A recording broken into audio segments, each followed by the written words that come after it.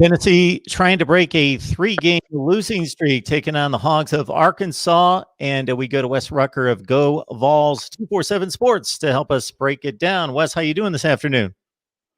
Not doing too bad. If only there were news going on across the country to keep all of our attention right now, Yeah, exactly. I don't know exactly on a slow news day. I would think that, a lot of people want to just talk SEC football with not much else to think about or consider out there. Not a whole lot of math churning in anybody's heads right now.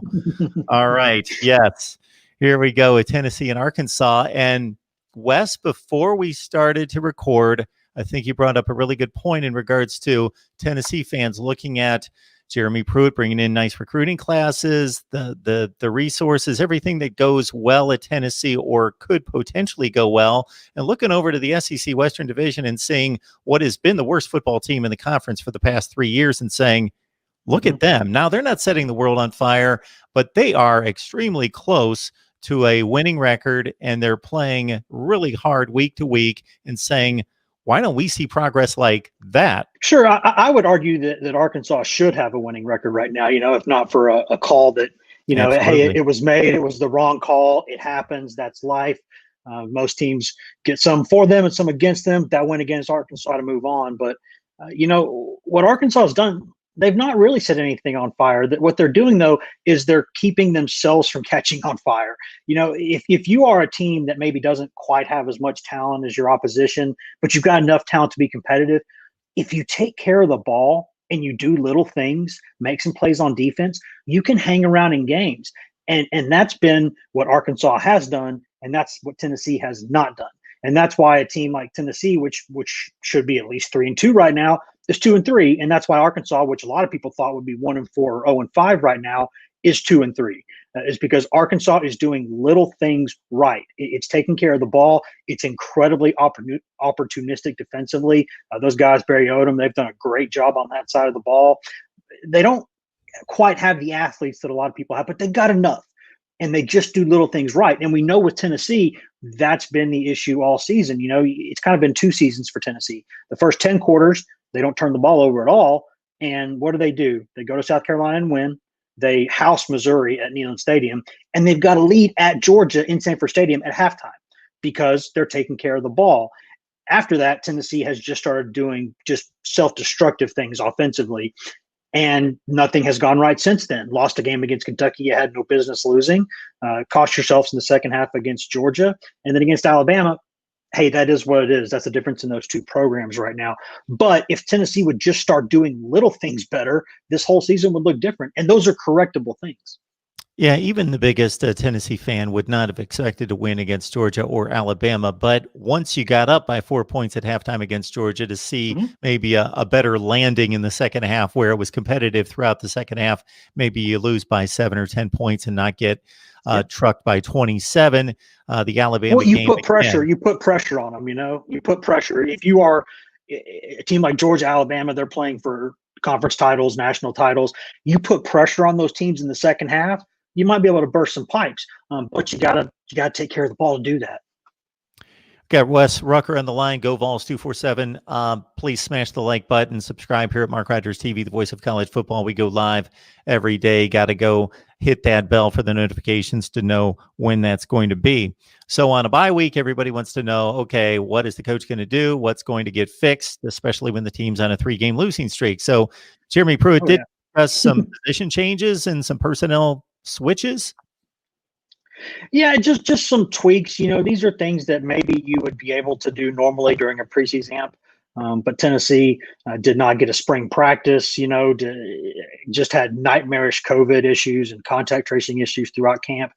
So they kind of had to pigeonhole some guys into some areas. And I think now with the open date, they see some flaws on the team, some places where they need more depth or they could use a little bit more dynamic athleticism. So they've made some position tweaks. I don't think anything really major. They've taken a safety, Quasi Garland, and moved him to inside linebacker. They've taken Morvin Joseph, who's an outside linebacker, played him some inside. They've taken Key Lawrence, a really talented freshman defensive back, moved him from corner into that star nickel position, which, as we all know, is a starter in this era. People talk about, do you have a 4 defense? Do you have a 4-3 defense? man, everyone's starting defense is a nickel defense right now. That's just where the game is. So that's a position where Tennessee had a lot of expectations for Sean Schamberger coming into the season, but he's just not met them so far. So put Lawrence in there, give him some competition if nothing else, mix it up, spice it up. Competition usually makes that cream rise, right? I mean, that's what you want to do. So there's a couple of areas where they needed to shore up some things, and they're doing that.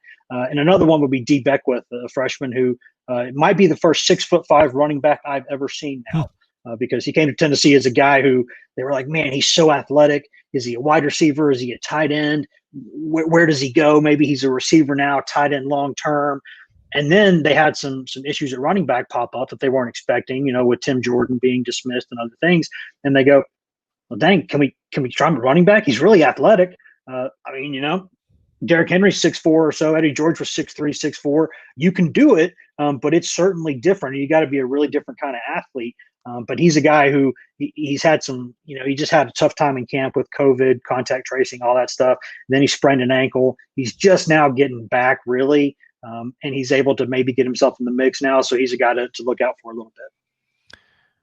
Wes, the one thing worse than losing is losing with an older player at a particular position. And we're looking at quarterback when the younger guys aren't being developed and the fan base thinks, we're not going anywhere anyway. So why is Jarrett Guarantano still the guy? And why don't we get some of these younger quarterbacks in the game down the stretch to see what they can do? There's a really simple answer for that. And it's that in the entire time that I've known Jeremy Pruitt, which hasn't been forever, this is his third year at Tennessee. But the entire time that I've known him and everything that I've heard about him, everything he said to me, everything he said in press conferences, he is a guy who wants to give his team the best chance to win every week. That's what he wants to do. He's you got to keep an eye toward the future, right? Especially later in the season, maybe things aren't going right. Maybe you think about doing some stuff like that. Right now, he wants to win every game they play, and he still believes that Jarrett Guarantano is the guy who gives them the best chance to do that. So he's a guy who is going to be in there until that's not the case. People get frustrated about that. People don't like it, but you know what? That's what the situation is right now. Jarrett Guarantano, depending on, we'll see what everybody says. If they're going to not announce it. He's going to be their main quarterback until someone steps up and takes it from him. And they're going to have to do that partially in practice. And right now, going into every week, when they sit down as coaches for those Sunday meetings and watch practice, they say, this is the guy who's going to give us the best chance to win. So that's why he's out there. And that's one of the things Pruitt pointed to during the news conference was there's a difference between quarterback and other positions on the field where it's not just about yourself. It's about how well do you lead the team? How well do you get an account for the other 10 guys and then being in the right spots and knowing the plays and knowing where they need to be and being a leader of men. So Jarrett Guarantano is the guy for Tennessee for 5 games left. So Wes, what do you want to see? I think so. Oh, go ahead. Yeah, we'll see. What do you halfway through? So what do you want to see in the last 5 games that's reasonable improvement? I want to see what this team's potential really is. And the only way to do that is to stop imploding. I don't think this is a deal where Tennessee has just consistently been just overwhelmed athletically. Alabama's offense, they're going to put up half 100 on everybody, basically. That's one of the better offenses I've ever seen, and credit them for putting that team together and, making that work because they're something else on offense. But in general, Tennessee's not just getting overwhelmed physically throughout games. It's just Tennessee is turning the ball over at an alarming rate, and Tennessee is having an alarming amount of defensive touchdowns scored against them. I don't have the numbers in front of me. I should, but I don't. But I think in the past, whatever it is, I think probably 10 quarters, Tennessee's given up 4 defensive touchdowns in just 10 quarters. And you're not going to win doing that. Maybe if you're in Alabama or Clemson, you can overcome that and put some stuff on the board still and outscore people over 60 minutes. And that's not what Tennessee is right now. So I want to see, can they just do smaller things right? Can they just take care of the ball a little better? They had 3 chances to have interceptions against Alabama, didn't make any of those plays. I want to see this team do little things right, because if you do the little things right, you see where your team really is, and you get a really good gauge on, okay, this is a strength, this is a weakness, this is somewhere in between. But if you're going to go out there and turn it over and give people points, none of that matters because you're going to lose the game. So I want to see, can they tighten up a little bit defensively over the middle of the field? That's something against the pass that should be a strength for this team, and it hasn't been. Got to figure that out. They got to play better on both lines of scrimmage, I think, and just stop getting in your own way. Because if you'll do those little things like that, you'll give yourself a chance. The fun aspect of watching Arkansas and their resurrection to me is watching a program that's been a power program in the past lose its way, really be downtrodden to the point of even the lesser teams in the SEC win the non-conference games against the FCS and the Group of Five. They've been so bad. They've been losing those consistently the last few years. Yeah. And then to see a Felipe Franks get another chance and play well and really kind of manage the team. He's not playing out of his mind, but he's doing his job. Rakeem Boyd gains 100 yards against the Texas A&M last week, and they got a new coach in Sam Pittman who's been around the block more than a couple times, and he gets his first shot, and he's got everybody excited there. Yeah, and I think you should be excited if you're Arkansas. Now, I would temper that excitement because when you talk about where that program is compared to where the top teams in the West are, there's a long way between those 2 points. They've got a long way to go. But I was really, really excited for Sam Pittman to get that opportunity. I think I've covered him a little bit, gotten another guy just a little bit, and a lot of people that I know him even better. And I've never heard a bad word about the guy. Really, I haven't. I mean, people like Sam Pittman.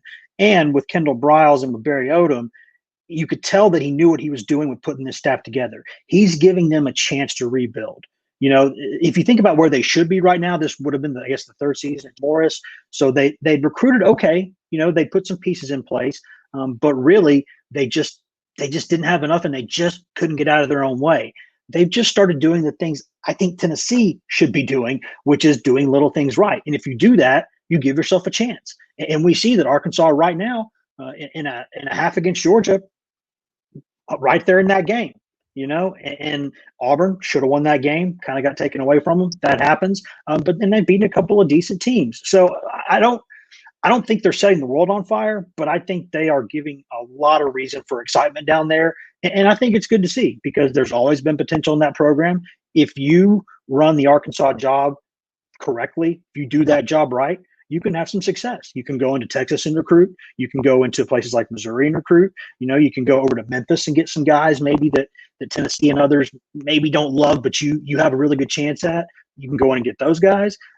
It's really a place where you can win. You can be competitive. You just have to do your job right. It's not going to be an easy job like Florida should be, or like, Georgia should be. It's not, or LSU. It's not one of those. But it's a place where you can win. It's solidly a middle tier job in the SEC, in my opinion. Yeah, as recently as just a few years ago, at the end of Brett Bielema's run before it went south that final season, he was winning 7 or 8 games. He got it up to that point, winning bowl games. As recent as less than a decade ago, Bobby Petrino was finishing in the top 10 in the country and going to Cotton Bowls and Sugar Bowls at Arkansas. So it can be done. And I think, Arkansas has. With those hires, I could justify those hires, even though they maybe didn't work out in the long run at times, because building it the way with just doing something a little bit differently, like Petrino does, things just a little bit differently, like Bielema does kind of old school a little bit differently. If you're not in the top tier in your league, sometimes you got to mix it up to give yourself a chance. That gives you a chance to go recruit guys that, Alabama, Georgia, Tennessee, maybe they don't quite fit what everybody's doing, but they fit what you do. And I think that's a smart thing. That's why I've said for years, Vanderbilt should run like a service academy type offense, because that would give you a chance to get some really, really good athletes at quarterback touching the ball every play. And they're guys who maybe the other schools would want at defensive back or receiver. But son, do you want to play quarterback? You think you're a quarterback? Come to Vandy and play quarterback. That's what they should do, in my opinion, to kind of overcome that huge gap that they have all the time. James Franklin did an admirable job there, but it's just hard to win there. Arkansas is not Vanderbilt. Arkansas, you have a much better foundation there. But, sometimes you do something a little bit differently, gives you a chance. Paul Johnson and Georgia Tech made it work there in the ACC.